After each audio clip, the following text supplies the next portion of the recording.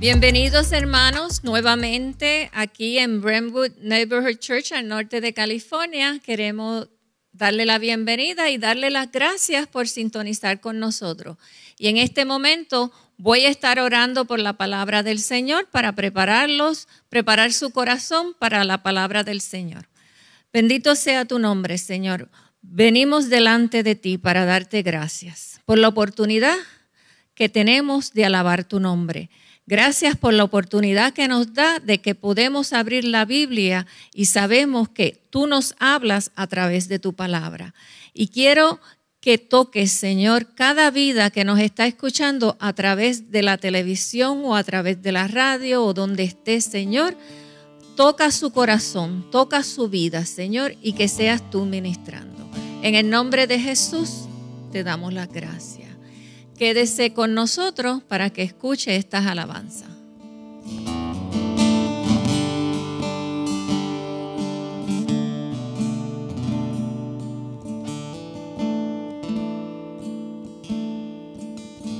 Tú das vida, eres amor, tú das luz en lo oscuro, tú das fe y restaurarás corazones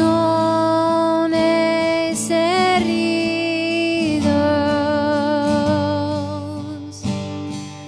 Grande eres Dios, es tu aliento en mi ser.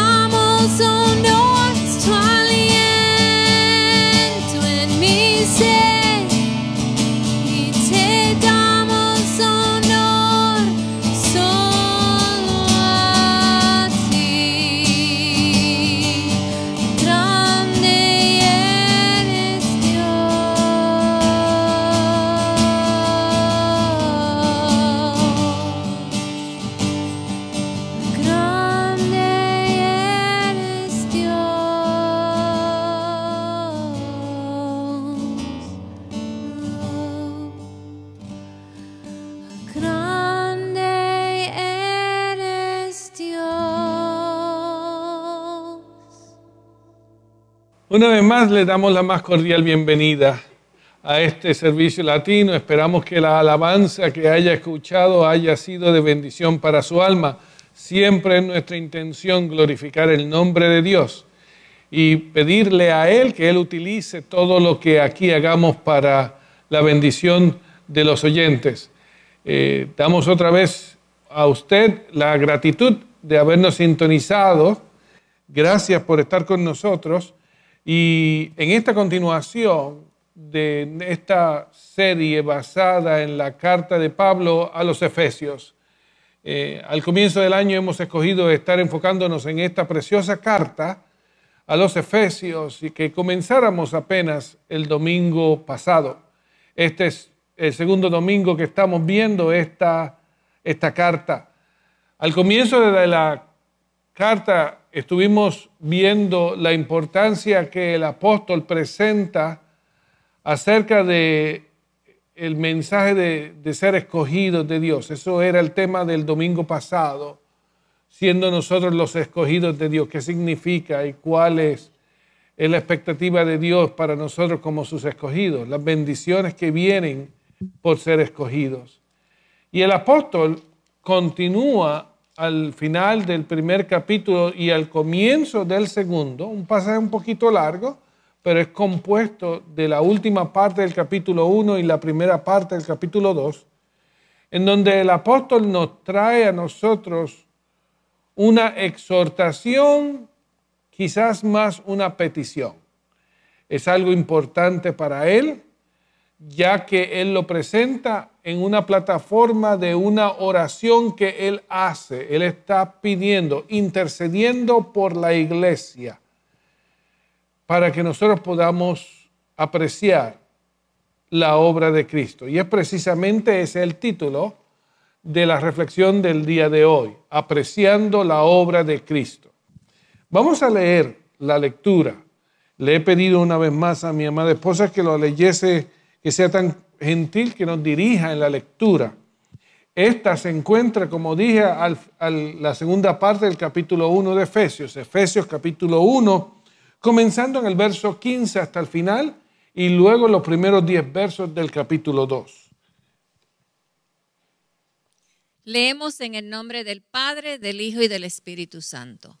Por esta causa, también yo, habiendo oído de vuestra fe en el Señor Jesús y de vuestro amor para con todos los santos, no ceso de dar gracias por vosotros, haciendo memoria de vosotros en mis oraciones, para que el Dios de nuestro Señor Jesucristo, el Padre de gloria, os dé espíritu de sabiduría y de revelación en el conocimiento pleno de Él, alumbrando los ojos de vuestro entendimiento, para que sepáis cuál es la esperanza a que Él os ha llamado y cuáles las riquezas de la gloria de su herencia en los santos y cuál la supereminente grandeza de su poder para con nosotros los que creemos, conforme a la eficacia de su fuerza, la cual ejercitó en Cristo, resucitándole de los muertos y sentándole a su diestra en los lugares celestiales. Por encima de todo principado, autoridad, poder y señorío, y de todo nombre que se nombra, no solo en este siglo, sino también en el venidero, y sometió todas las cosas bajo sus pies, y lo dio por cabeza sobre todas las cosas a la iglesia, la cual es su cuerpo, la plenitud de aquel que todo lo llena en todo. Y Él os dio vida a vosotros cuando estabais muertos por vuestros delitos y pecados, en los cuales anduvisteis en otro tiempo, siguiendo la corriente de este mundo, conforme al príncipe de la potestad del aire, el espíritu que ahora actúa en los hijos de desobediencia, entre los cuales también todos nosotros nos movíamos en otro tiempo, al impulso de los deseos de nuestra carne, satisfaciendo las tendencias de la carne y de los pensamientos, y éramos por naturaleza hijos de ira, lo mismo que los demás. Pero Dios, que es rico en misericordia, por su gran amor con que nos amó, aun estando nosotros muertos por nuestros delitos, nos dio vida juntamente con Cristo. Por gracia habéis sido salvados. Y juntamente con Él nos resucitó y asimismo nos hizo sentar en los lugares celestiales con Cristo Jesús, para mostrar en los siglos venideros las sobreabundantes riquezas de su gracia en su benignidad para con nosotros en Cristo Jesús. Porque por gracia habéis sido salvados por medio de la fe, y esto no proviene de vosotros, pues es don de Dios, no a base de obras para que nadie se gloríe. Porque somos hechura suya, creados en Cristo Jesús para buenas obras, las cuales Dios preparó de antemano para que anduviésemos en ellas. Amén. Muchas gracias, Orlin. Apreciando la obra de Cristo. Este tema que el apóstol presenta para nosotros, como lo hemos leído, es un tema profundo, largo, pero lo voy a tratar de ser simplista, pero no con la intención de minimizar el valor, sino con la intención de ser conciso. Cuando el apóstol presenta este tema sobre la obra de Cristo en la vida del creyente, él lo presenta en una plataforma poco diferente a cualquier otra, porque él trae este tema como razón de oración. En otras palabras, hay una necesidad. Desde el apóstol trae una perspectiva de una necesidad. ¿Por qué presento? ¿Por qué digo esto? Porque el apóstol lo presenta como una oración, como un motivo de oración. Uno no debe tomar de una forma ligera cuando el apóstol dice: estoy orando por ustedes. Esto es motivo para mí orar por ustedes. Porque cuando un apóstol ora por la iglesia, por lo cual está orando, es de suma importancia.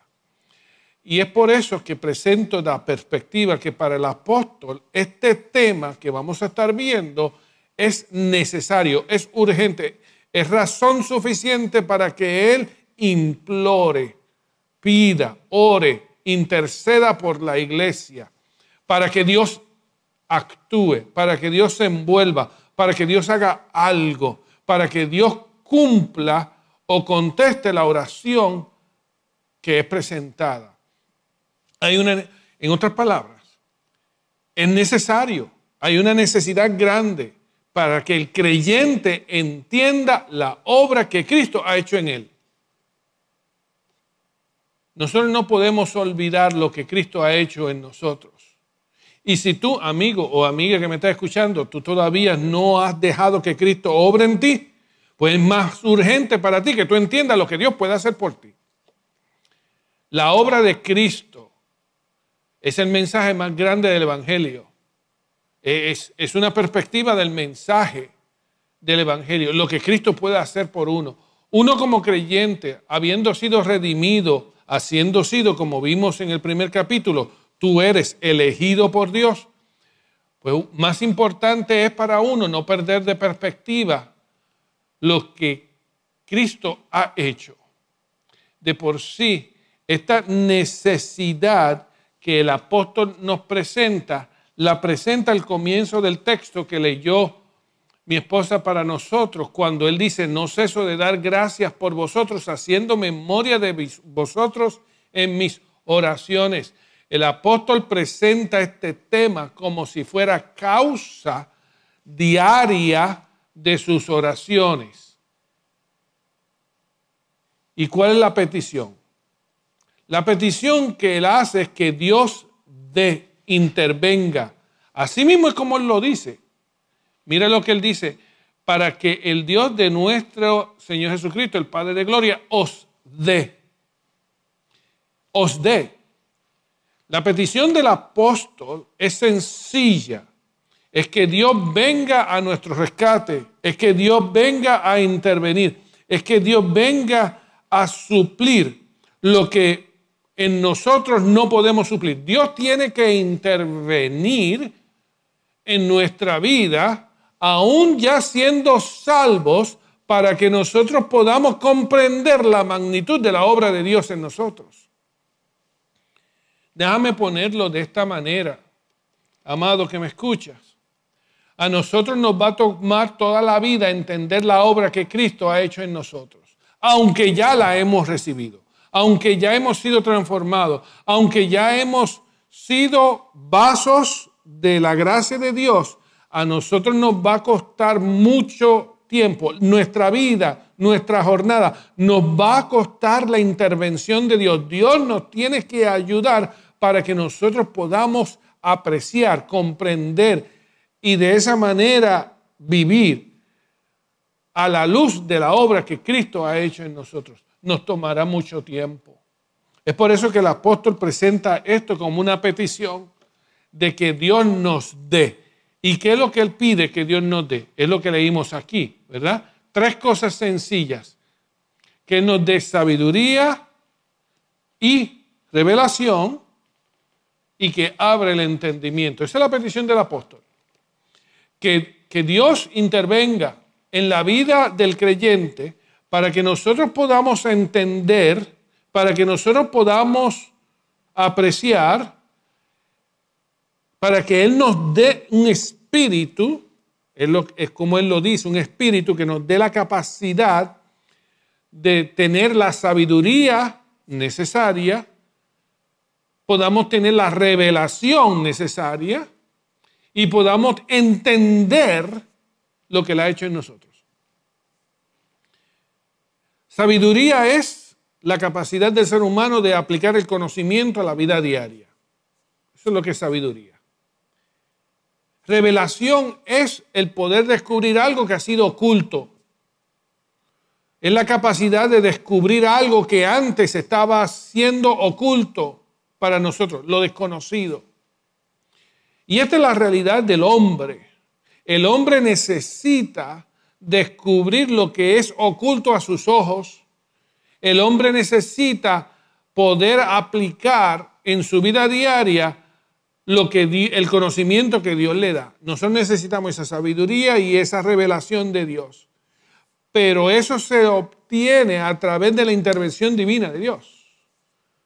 Nosotros por nuestro intelecto, esto no es un debate intelectual de convencer a alguien de una realidad, porque la verdad es la verdad, no importando que nosotros no la podamos entender o no la querramos aceptar, la verdad sigue siendo verdad. Pero el mensaje del Evangelio es un mensaje que nos reta a nosotros como creyentes a ponernos a la disposición para que Dios intervenga en nuestra vida, de que nosotros podamos ser sabios, entendidos y comprender las cosas espirituales de Dios y lo que Dios ha hecho en nosotros. El apóstol presenta esta frase que él dice que abra nuestro entendimiento, que abra nuestro entendimiento, como él dice para que abra otras versiones dice que abra los ojos de nuestro entendimiento. Dios tiene que intervenir en nuestras vidas. Dios tiene que venir a nuestro rescate. Dios tiene que hacer la operación. Dios tiene que venir a hacer la obra para que nosotros podamos entender. Yo he dicho esto anteriormente y lo repito en este momento. El Evangelio no es un debate intelectual. El Evangelio no es aceptado cuando alguien es convencido.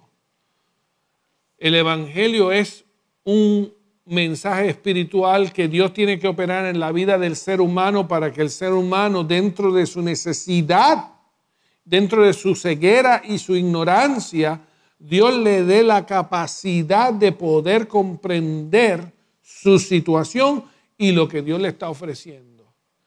El mensaje o el rol, la función del predicador, en este caso mío, mi mensaje, mi función, mi responsabilidad no es convencer a nadie, es declarar la verdad para que la obra del Espíritu Santo ilumine y redarguya y opere en la vida del oyente para que ese oyente pueda entender las cosas espirituales de Dios. Y esa realidad no es tan solo para el inconverso, sino para la iglesia, para el creyente, de la misma manera. Porque el entender la obra de Dios en nuestras vidas nos va a tomar toda una vida.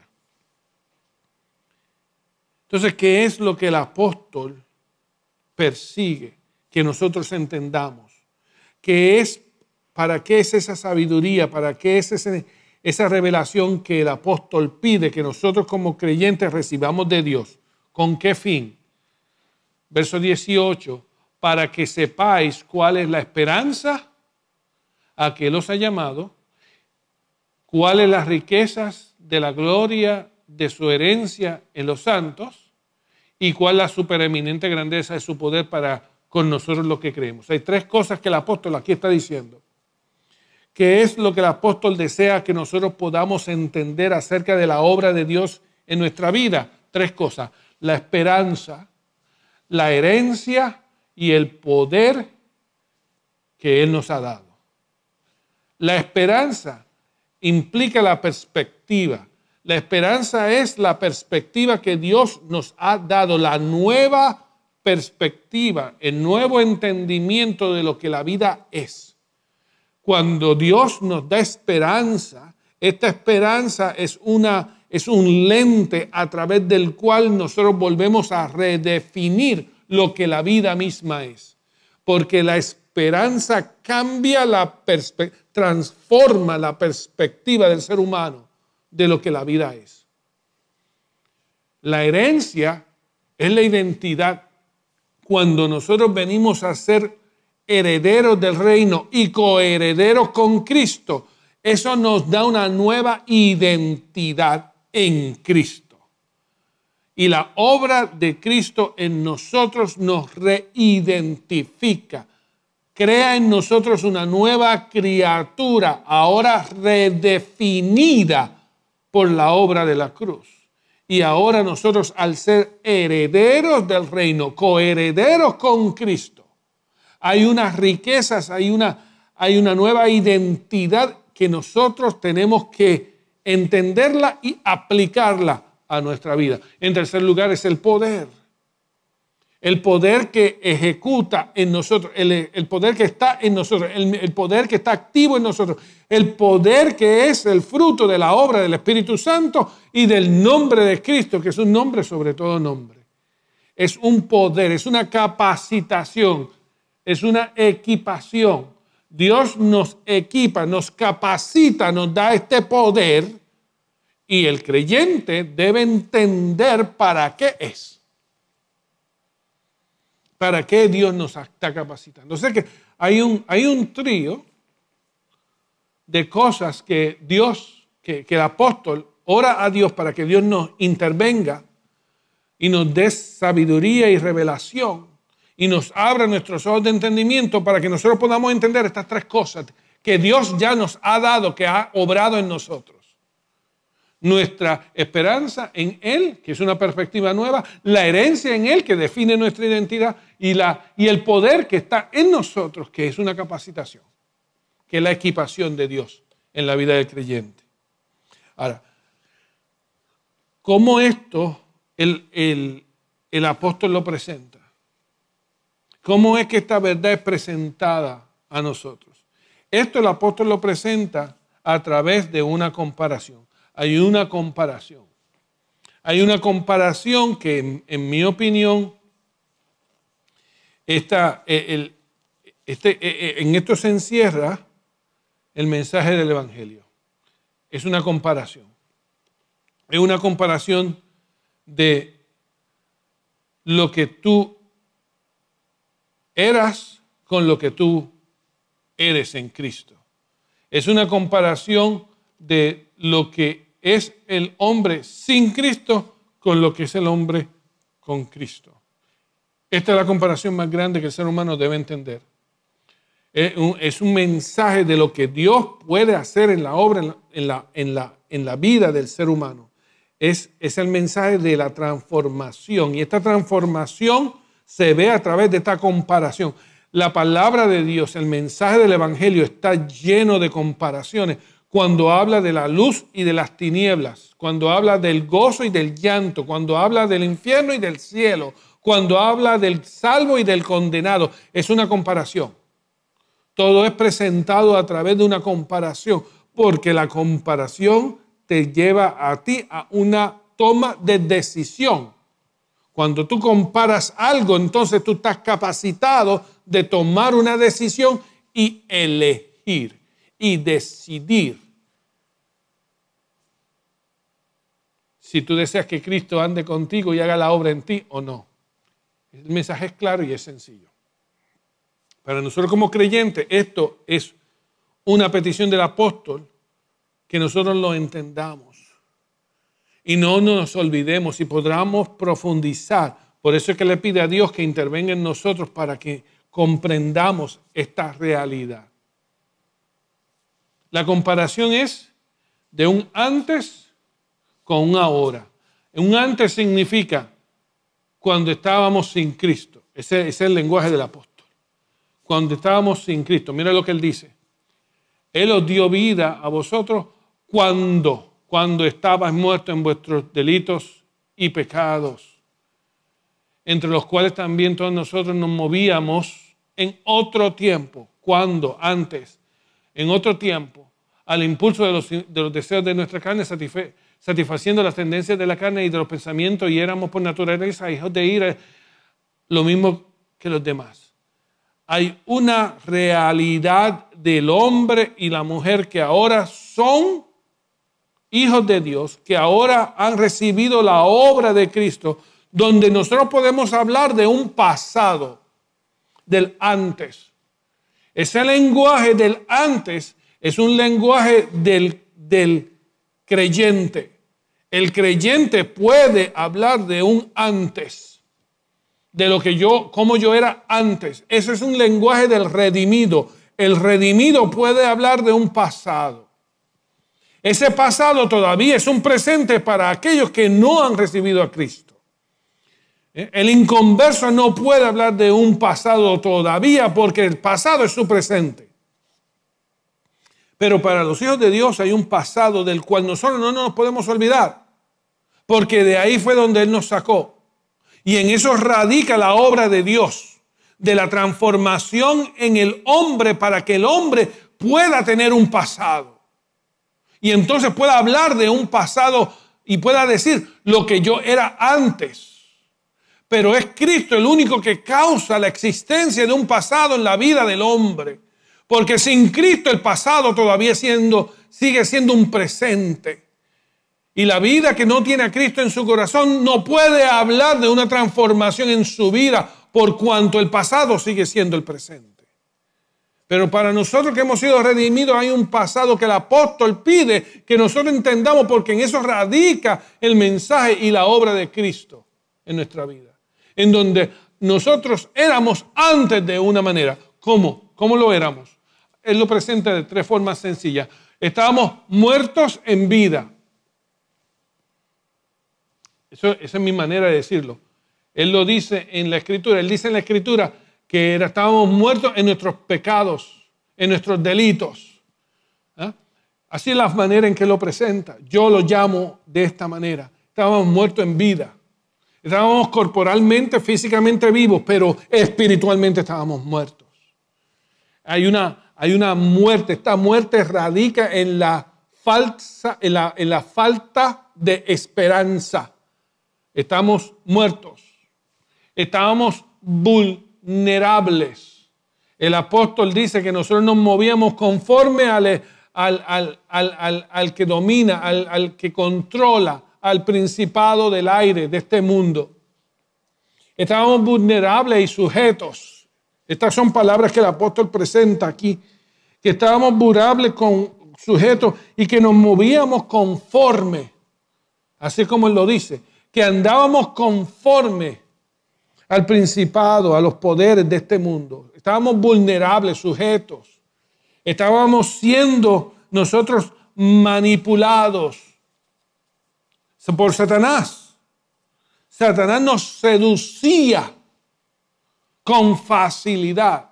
El hombre que no tiene a Cristo, ese es su presente. El hombre que no ha sido redimido, ese es su presente, no su pasado, su presente.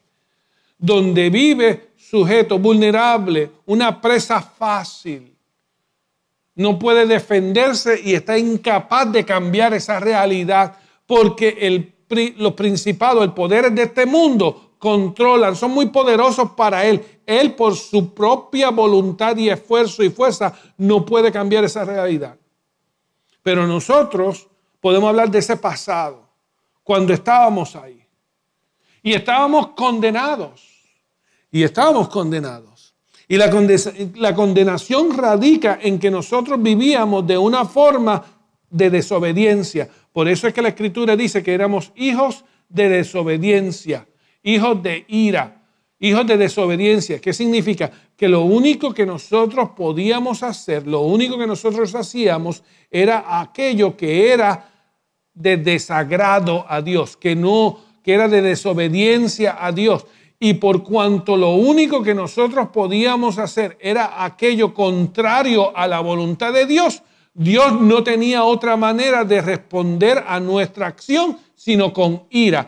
Dios solamente puede actuar de una forma al pecado. Y por cuanto nosotros estábamos como hijos de desobediencia actuando en pecado, solamente causábamos en Dios una respuesta.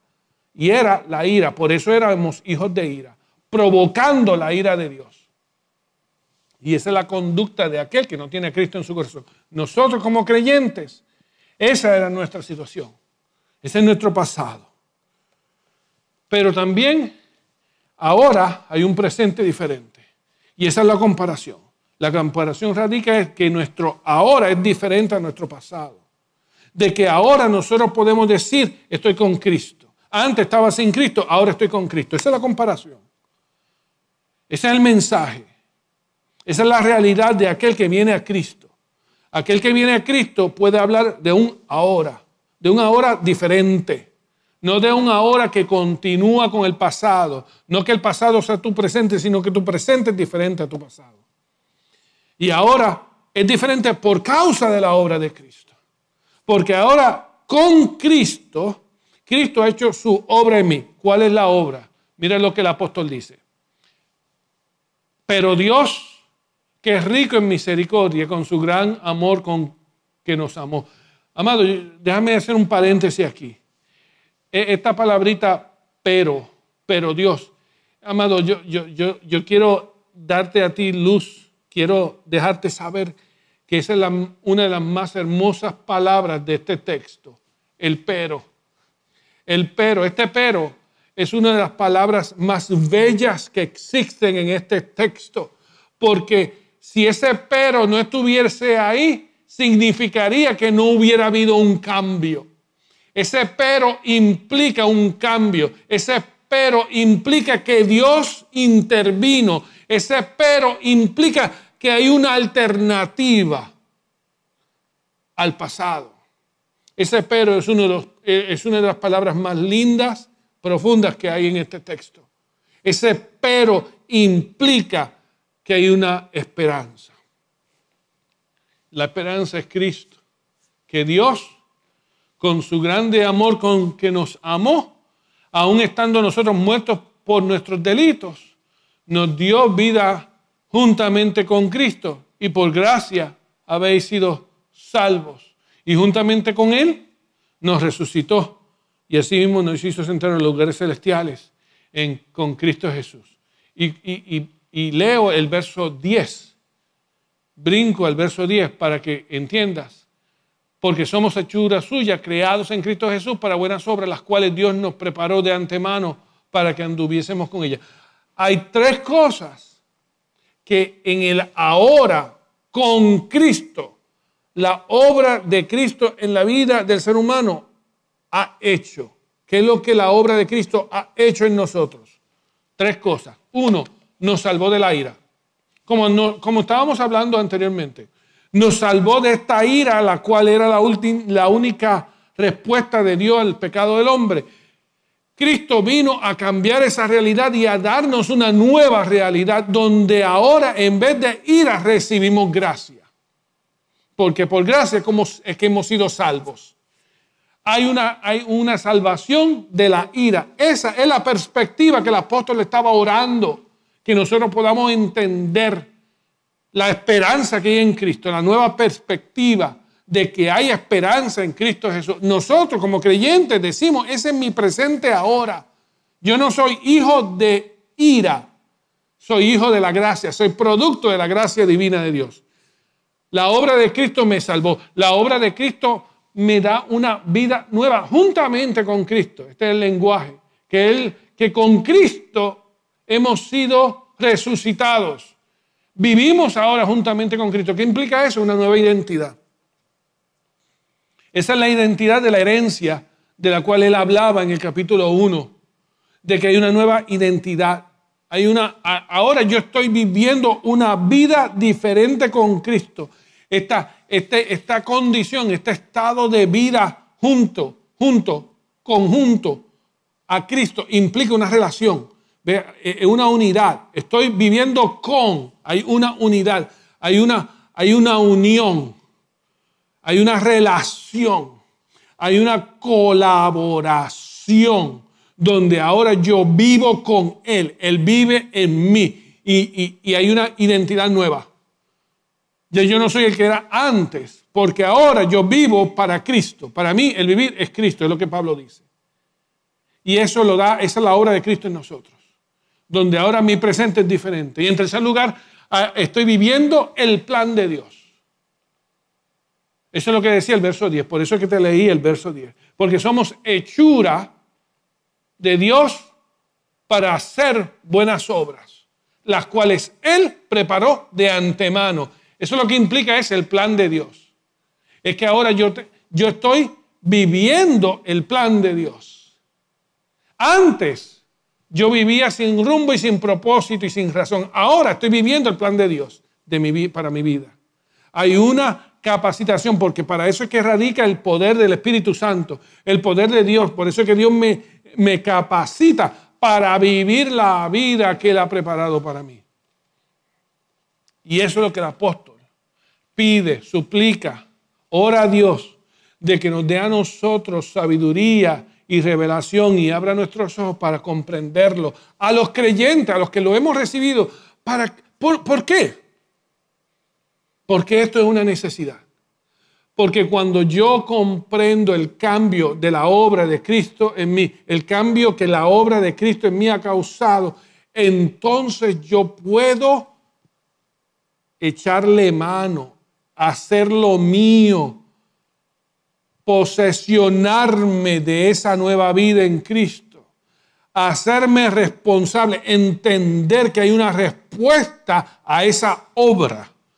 La salvación es por gracia, no por obra, para que nadie se gloríe, la gloria es para Él.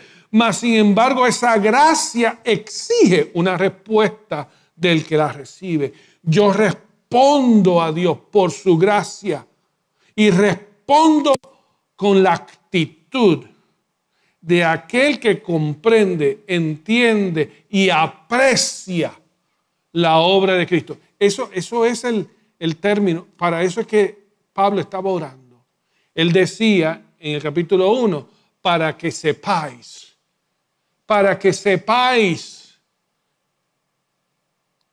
Amado, la palabrita sepáis en ese texto, y estamos en el texto aquí, eso se encuentra en el capítulo 1, lo leímos, y lo dice en el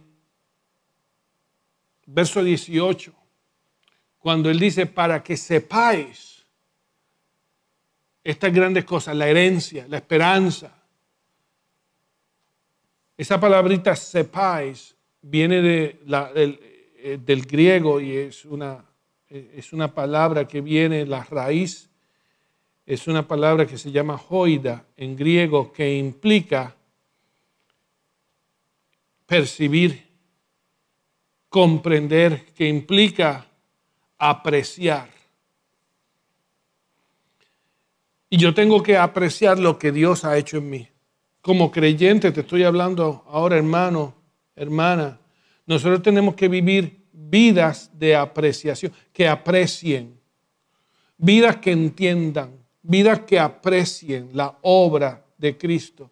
Más adelante, en el capítulo 4 de esta carta, uno de los más, en mi opinión, uno de los más hermosos versos que para mí me han hablado personalmente es cuando el apóstol dice que Él nos implora que nosotros vivamos unas vidas dignas del llamado que hemos recibido, porque ese es el resultado de poder apreciar la obra de Cristo en nosotros. Cuando Cristo ha hecho la obra en mí y yo la aprecio, la comprendo, la valorizo, la estimo, entonces eso produce en mí el deseo de vivir una vida para la gloria de su nombre, una vida que le traiga placer a su nombre, una vida digna de lo que Él ha hecho en mí. En eso radica la oración del apóstol, que nosotros vivamos vidas que respondan a la obra de Cristo en nuestra vida. Pero para eso yo tengo que entender, comprender, estimar la obra de Cristo. El llamado del apóstol es: entiende lo que Cristo ha hecho en tu vida, comprende lo que Cristo ha hecho en tu vida, comprende el cambio que Cristo ha hecho en tu vida, para que eso te motive a ti a vivir para su gloria, en gratitud para la gloria de su nombre. Déjame orar por ti. Padre eterno y Dios bueno, te doy gracias por la obra de Cristo en nosotros, porque podemos nosotros hoy estar hablando aquí de un pasado que antes no existía, porque antes el pasado era nuestro presente, pero tú nos has transformado, nos has cambiado, nos has salvado de la condenación, nos has resucitado, nos has dado una nueva vida en ti y ahora podemos hablar de un pasado que antes no existía. Gracias por la transformación. Y yo te pido en el nombre de Jesucristo que eso nos ayude a apreciar la obra de Cristo, a valorizarla. Y entonces de esa manera podamos responder con unas vidas santas, puras a ti. Si hay algún amigo, amiga que está con nosotros que todavía vive en su pasado, no hay un presente diferente, que todavía no puede hablar de un pasado. Yo te pido, mi buen Dios, que tú le des la oportunidad de crear un pasado nuevo en su vida. Y de la única manera, Señor, que eso puede ser es creando un nuevo presente. Así que yo te pido que tú invites, que tú seduzcas, que tú hables, que tú abras esos ojos de entendimiento al oyente. Y te pida que tú entres a su vida, que tú cambies, que tú lo salves, que tú lo redimas, que tú vengas a darle vida, que venga a ti, que eres tú la vida, para que reciba la vida en Cristo y entonces pueda hablar de un pasado, creando en esa manera una nueva criatura en ti. Y buen Dios, continúa la obra en nosotros para que nosotros podamos vivir vidas dignas de este llamado. Te glorificamos. Te damos a ti toda la gloria. Y es en el nombre de Jesús que pedimos esto. Amén. Hermano, escucha esta alabanza, que otra vez te lo repito, la entonamos para la gloria de Dios, pero confiamos y pedimos que Dios la use para la bendición de tu alma. Recibe bendición. Tú fuiste el verbo en el principio, unigénito de Dios, el misterio de tu gloria revelado en tu amor. Cuán hermoso su nombre es, cuán hermoso su nombre es, el nombre de Jesús. Mire, cuán hermoso su nombre es, nada se iguala a él. Cuán hermoso su nombre